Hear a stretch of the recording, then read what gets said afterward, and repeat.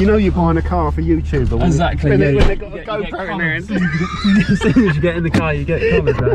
I'm rolling here, so I'm just going to introduce you to because people are going to be watching this as a video. Who the hell is this random man? Yeah. So this is Martin. He's the first patron of my channel that I've actually met. So thank you as well. Very special. I haven't said thank you. You've been a patron for over a year, haven't you? I think so. Yeah. It must have been just over a year ago. I think it was. Yeah. And Martin is buying the Clubsport. Hey. Oh, I thought it was me pulling out to the road, which is great. So yeah, I mean, here she is. I put the new bonnet on. I did see. Yeah, so it's on. It's actually fit okay, but it's going to need to come off to be re-sprayed. So the body shop can align it properly. But it seems fine. I've transferred all the gubbins across to it. Car's driving okay at the moment, but the main thing is the clutch. Yeah, the clutch. Well, I mean, you want to probably have a drive in it, won't you? Yeah, we probably will at some point. Yeah, that'd be good. But you can still drive it, but it's I was going to say it doesn't. First impressions, it doesn't seem that bad. Is it in all the gears? Is it, or just like first and second when you? Well, I think you can floor it in first. You can floor it in second, and it seems to be okay. But if you floor it in third, fourth, and fifth, it starts over revving, and then suddenly you feel it like bite. So my mechanic told me about it when I first bought the car. He said the clutch, when you put your foot right the way down, you can feel a little vibration. Yeah. But we'll give it a little bit of gas here. So we're in second, and you can just see there, it's biting there. Now it's bit in. It's not nearly as bad as what I thought it was going to be. No, but I mean, it needs to be done. No, definitely. But it's a great car. It's a great car. I mean, the thing for me is I've got two of them. You know, I've got the black one and I've got this one. And it's two money pits, and they all need some money spending on them. This one needs a full respray, I think. But if you use it as a track car, I haven't decided what I'm definitely going to use it for track days. But then that if you're just going to use it for track days, you're not really going to bother too much with the looks of it and stuff. But I think it almost feels like too good to be just as a track car. This is one of the problems I have with it. I can't have the car without wanting to get all the work done on it. Yeah. So like I thought, I can't leave it like this. I want to get the front end resprayed. I want to get the little rust bubbles taken out. I want to get all the work done on it. And then you think a track car, you just drive it till the wheels fall off. Exactly. Yeah. And I think they're nice, these Clubsports. I think they're better to keep hold of, and definitely. They'll go up in value. So it's kind of like a half-finished project. Exactly. No, but the clutch doesn't scare me too much. I spoke to a local BMW specialist that kind of work on a lot of the older BMWs, and he kind of gave me a rough estimate of kind of between £700 and £800, which great price, which I thought was fairly reasonable anyway. So he said that he'd look at the flywheel as well. Once the clutch is out, have a look at the flywheel. But he says they normally are fairly bulletproof, is what he said to me. Maybe the flywheel will be okay. So that's what he said to me. But he said just have a look at it once it's out and take it from there. Really. Yeah. But the other thing is the little brake lines. You've got like the metal lines, and they go into these mount points. And they transfer to the flexes. It's a bit crusty there. So that'll probably need looking at. The suspension, I've just done the front two lower control arms to get through the MOT. One was, had play in it, but we did both. And the drop links have been done, and all the anti-roll bar bushes apparently have been done. So it drives pretty good. There's no knocks or anything like that. What's the other thing? The other thing was you said about the oil light comes on when you first start it up, and then it got like a faulty sensor or something. Yeah, apparently that's the most common problem. So next time you have an oil change, you can get them to change the sensor. Or you can just leave it. It does. It goes yellow, and then you rev, and it disappears. The tyres, the rear tyres are shot. They're legal, but they've got back 2 mil.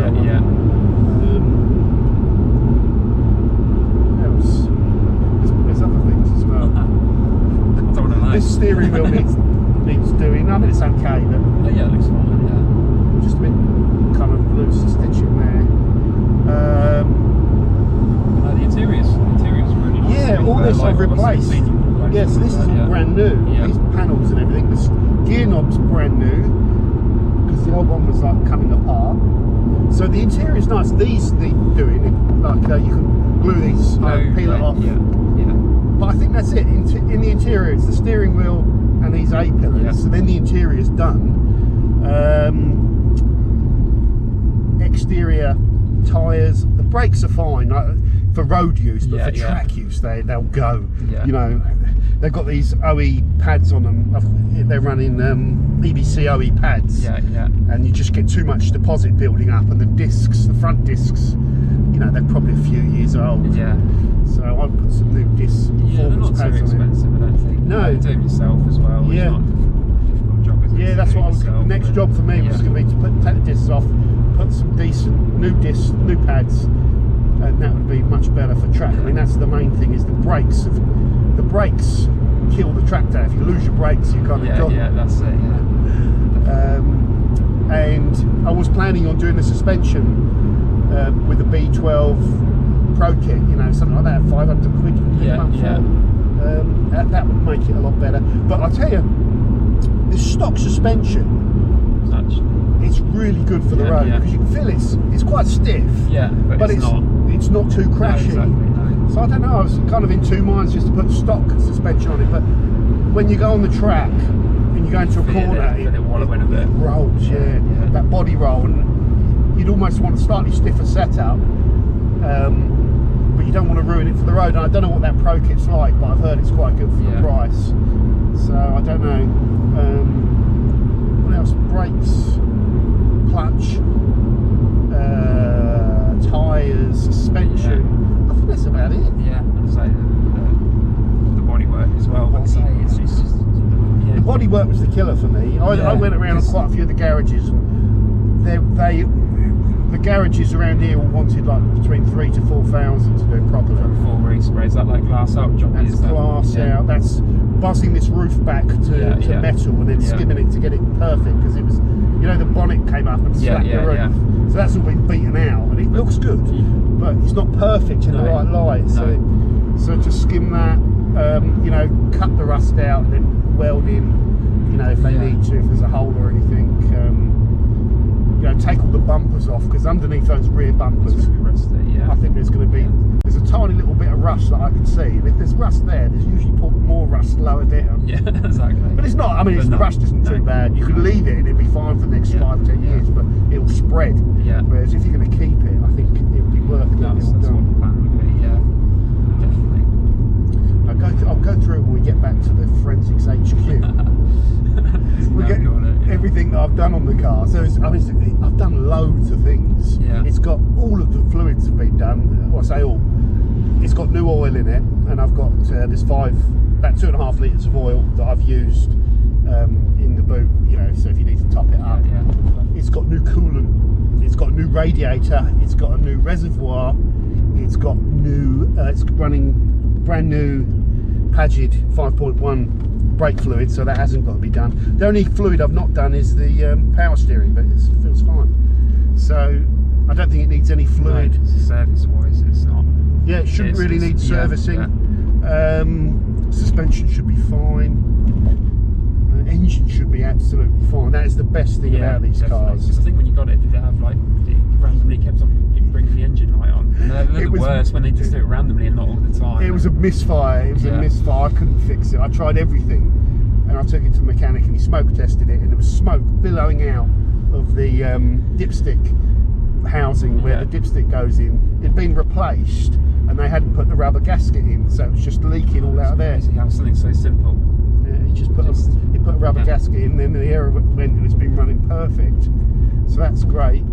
There's been no other engine issues at all with it, I don't think. I think they're a fairly solid engine, aren't they? I think people go on about, is it the Vanos, like the Vanos system? I think that could be like their Achilles heel, but I think the previous owner had the Vanos seals all replaced. Oh right, okay, So it's got a ton of service history. It's got like 14 services, so it's been religiously kind of serviced.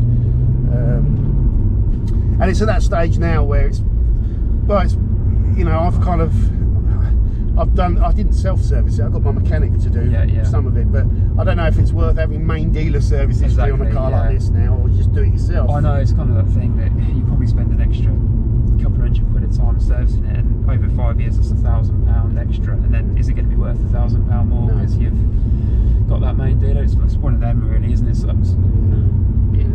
It's never going to be a concourse car. Which, if it was on 70,000 mile one with a full dealer, it's that mileage you would keep up the full dealer. But for me, I don't want to. I'm not looking to sell it to make any money on it or anything like that. I literally want to do it, restore it to a degree, and enjoy it, really. So it's a great car on the track, though. Yeah. I mean, it's so well balanced. I mean, it's not a light car. You could get the weight down on it a bit, and then it'd be a bit quicker. It's not light, but it's really well balanced. You can absolutely hammer through the corners in this car, and it will squeal. And if you go in really quick, then the back end will come out. But you've got to fly in for it to do that. It's just brilliant. I bought it someone local was selling it down in Southampton, and I saw it and I knew it needed tons of work. I thought, it's a couple of grand. It's a bit of a project. Yeah, it's a bit of a project. You're not going to realistically lose money on it. No. So because people want the interiors, they want all the special items off the Clubsport. Yeah. You can break it for fairly decent money anyway. So. But I think it's too good to break. Yeah, that's the problem with it. It's like right on the kind of cusp of what you do with it now, isn't it? It's kind of that crunch point now. You either let it get worse and then it will be broken, or you throw some money at it and you restore it, and it will kind of rejuvenates it a bit. It will. I mean, you hit the nail on the head. It's with a car like this, financially doing the restore is never viable. But that's so nice. You kind of want to do it. Yeah. That's how I feel. It's a dilemma, isn't it? Yeah. But it's a great car. It's easy to drive as well. This is the reason I got rid of the 140 was because of this car. I enjoyed driving it so much that whenever I wanted to go for a fun drive, I would grab the keys to this. Yeah. And I wouldn't use the M140 because the M140, it was great. Don't get me wrong. It was just awesome. There's some things I miss about it, but it's too fast. Oh yeah. And it's too much power for the road. If you floor it in the 140. Just on a little stretch out in the countryside, before you even get to the corner of that road, you're already doing a silly speed and you've got to come off. Whereas this, you can really enjoy the performance. Yeah, I know exactly what you mean. So lovely. Yeah, the engine is so smooth. I think this engine will just keep going. Yeah, hopefully anyway. Should do. I mean, Reg got his 330 Ci, and his one had about 150 on the clock. Yeah. And he put 100,000 miles on it, or 80 or 90,000. He's just got rid of it. But a lot of those miles, he tracked that car hard. Yeah. So a lot of that, probably about, I don't know how many thousand miles of that is track miles. Yeah. But the engine was fine. Yeah. I think if you look after them, it's all down to how well they've been maintained. You probably can't feel the slip too much. No, not doing these low speeds. Can't feel anything at the moment. So it'd be fine to drive back. It'll just be like this. But if you floor it, you'll probably feel it, and you'll think, oh, well, there it is. Yeah, there it is. Yeah. And it'll just catch up, and it's that's going to get worse, I think. Someone said to me that you could just try doing the clutch valve delete. If you Google that or YouTube it, a lot of 330 owners remove it because it's got a valve on it which delays the engagement of the clutch so that it's a smoother transition. Oh right, okay. But people say if you take it off, you get a better gear change. Someone said just take the clutch delay valve off. A mechanic can do it for like 50 quid. Just a little bypass, and you'll get a better gear change. If we go right here, well, that's nice. That's the same car, I think.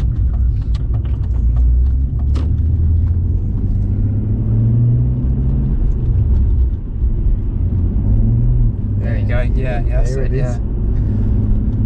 It's not nearly as bad as what I thought it was. No, it was going to be, to be fair. But it's got worse in the last month or so. I noticed it the other day, and I shot that video. Yeah. And I was like, oh no, another problem.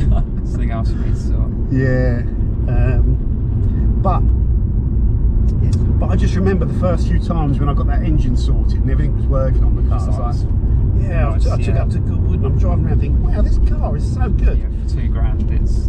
What I like as well is that the throttle, I mean, there's not tons of power there. You'll see, there's not tons of power, but the throttle response is there, and it feels like the car wants to pull. You have that little bit of torque there as well. Yeah. It's so smooth as well. The power delivery is just... Yeah, it's a smooth engine, really smooth. It could do with perhaps like maybe an exhaust, upgrade, because it's quite a quiet exhaust, isn't it? But you get a little bit of burble as well. You get a little bit of the overrun, and it burbles when it comes back down, which I quite like. A lot of the guys, I think, put the sports filters on them, which you can do. Put the K&N filter on it, but it won't do much. It'll make it sound nicer. Performance-wise, it won't actually have a huge lot. Yeah, Reg had it, and it is. If you can get a second-hand one, it's all right. You know, what's it? Mishimoto is the other one. You can get a bit cheaper, or like an exhaust upgrade just to make it sound a bit raspier. But I wasn't too worried about that. No, I probably won't, to be honest with you. You can take the gubbins out of the back box. That makes it. Yeah. The cheap way of doing it. Yeah, everything spec-wise you want it. It's missing the arm rep. Yeah. It's the only thing it's missing spec-wise. I thought, why is that not there? Because when you're on a long journey, sometimes you want to just rest your arm or something. But you could probably put that in. So I've been looking at these for a while, and to try and find a manual with this interior was really hard. Yeah. A lot of them have got that, right here. A lot of them have got that horrible kind of grey kind of colour, like leather interior in a manual. And I didn't want the grey, and I didn't want automatic. Yeah. I know I wouldn't some mind guys. Black, but yeah, it's nice, isn't it? Yeah, black leather would be great. This has got this it's got a special name, this Alcantara, M style or something. You can't get it anymore, which is a problem. So someone's reupholstered these and put black on there because the bum bit wears out first. Oh right, yeah. So you know, if you can find a breaker that's ever selling a set of these seats for like, I've seen a couple go for like $250 and stuff like that, but a lot of the time the bottom section's worn out. But if you bought the seats, you would have the fabric. Yeah. So you could transfer the fabric from the back seat, cut it out, and then reupholster it. Oh, that's It'd be good idea, yeah. But you know, that's if you're keeping it, because everything gets expensive then. You know. But that might be really cool. I changed the airbag sensor in this one as well. That was broken, so the airbag light was already on. Yeah. There's another thing that didn't work. You've done all like the little niggly things. Exactly. So, like, that's the thing with an old car sometimes, isn't it? You just have so many little niggly things that just. Yeah. I did all the bits I could do myself. Then I got like the bits I couldn't do, you know, to get it running okay. And then now I've hit the bit where it needs that money spent on it. Where should we go? Right. Sorry. Yeah. Everyone arrives at the same time, and someone go. So the mix can stand up. So do you still want the car then, Martin? I forgot we're still recording here. Let's get carried away. So definitely, yeah. It's I think it drives so well. Yeah. The clutch isn't as bad as I thought, but obviously still going to get it done. And I don't think I'd ever make any money on the car, if that makes sense. But it's definitely going to be such a nice car to own, and it's an emotional purchase. Yeah. Exactly. I tell you, this has been the easiest car I've ever sold, because like you messaged me, didn't you, and said if you put the video out, if you're selling that, I'll have it off you. And I remembered that you wanted it, but I thought you'd messaged me on the YouTube channel, so I was searching for Martin. I couldn't find it. I was like, who wanted that car? Then you saw it when I asked, didn't you, on the Patreon page. But this is the only time I've sold a car before anyone's seen it.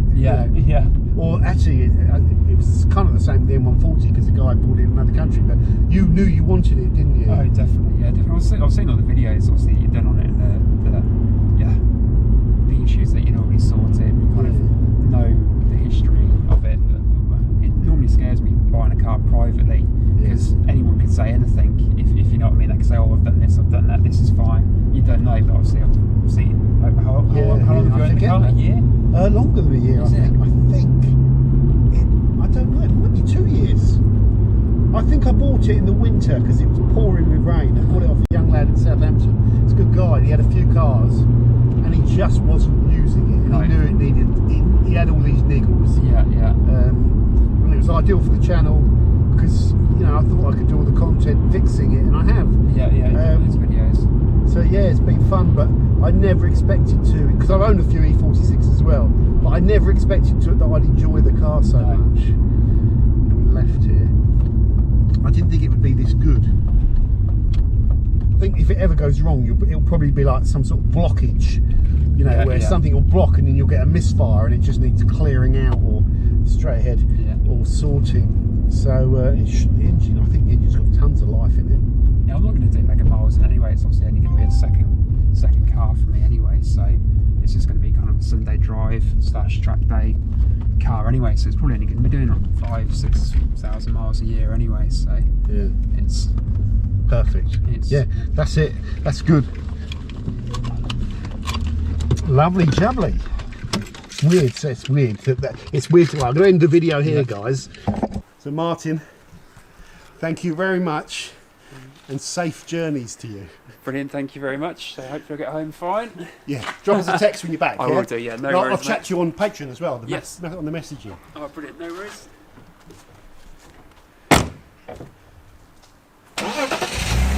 Top man. We're going to miss this car.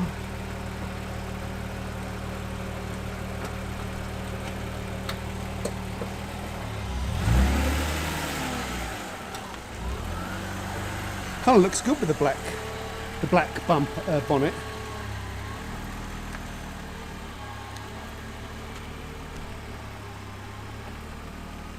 Wow, look at it.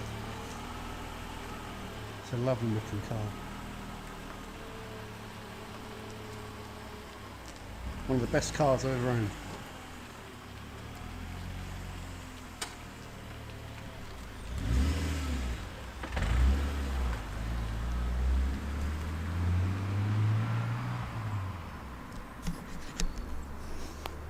Sad to see that go, but it's gone to a fantastic.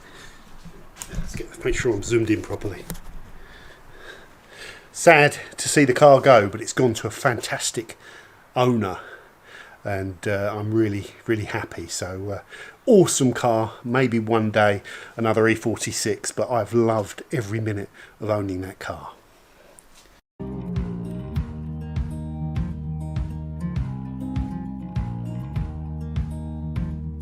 Holding on to what I knew, but the moment's gone.